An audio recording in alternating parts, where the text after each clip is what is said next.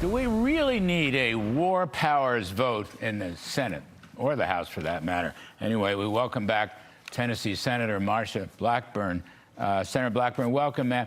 So I guess, is there going to be a war? Here's Trump ending a 50-year war. Robert O'Brien mentioned that earlier in the show. Trump is ending a 50-year war with the Iran terrorists and their proxies, and we have to be on the defensive and have War Power Act votes and try to cut off. What's your take on that? Is it going to happen?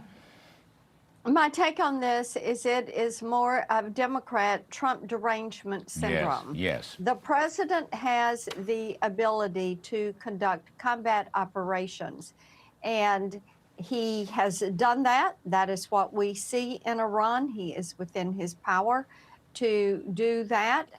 Congress received notification, the Gang of Eight got notification on this before the operations began.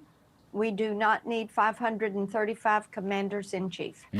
Well said on all counts. I just do not understand it.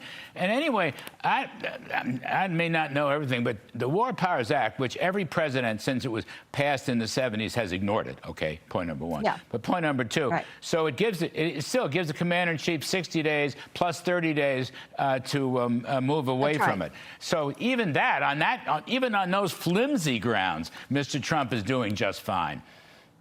That's right. And bear in mind, sometimes people like to pretend that the War Powers Act is constitutional. It's a part of the Constitution. It is not a part of the Constitution. As you said, this is a modern day law that was passed. The president has plenty of time. He is in his area of responsibility. He is abiding by the directive, and thank goodness the Ayatollah is dead. Thank goodness the leadership of the IRGC is gone. Thank goodness the regime, the reign of terror is over, and that evil leadership has been decapitated, and we are breaking apart the new axis of evil, which is Russia, China, Iran, and North Korea. Amen. 100 times, man. Maybe 500 times. Anyway, the sky's the limit. Thank you for that. The other thing, there's a DHS, so we still have the Homeland Security partial freeze. Wouldn't this be a time, right, in the middle of this war, even though whatever it lasts, wouldn't this be a nice time to restore the funding for FEMA or the Coast Guard or the Secret Service? TSA, yeah, Secret Service. You're right about that, because there are long delays at the airports with TSA being understaffed. The Coast Guard, you've had all this terrible weather off the Northeast, and the Coast Guard is understaffed.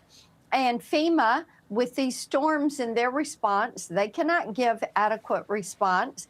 And ICE, of course, by the way, to all of our leftist friends that are listening, ICE is fully funded through 2029. You can deny DHS all the money you want to say you're going to deny them. ICE is fully funded, and it is completely inappropriate. FEMA is 35% of the DHS budget. They need to be funded. TSA, these people are working without a paycheck. They need to be funded. The Coast Guard, you need to fund these individuals. And the Democrats have a tendency to pick the wrong fight. And they have picked the wrong fight on this one. Yes, and they need to just get over themselves and fund DHS. And then if they want to go talk about what they want, you know, the White House has given them an alternative. The ball is in their court. Yes. They won't even respond to that, Larry. Yes, ma'am. This is not about good governance. I gotta jump. You're terrific.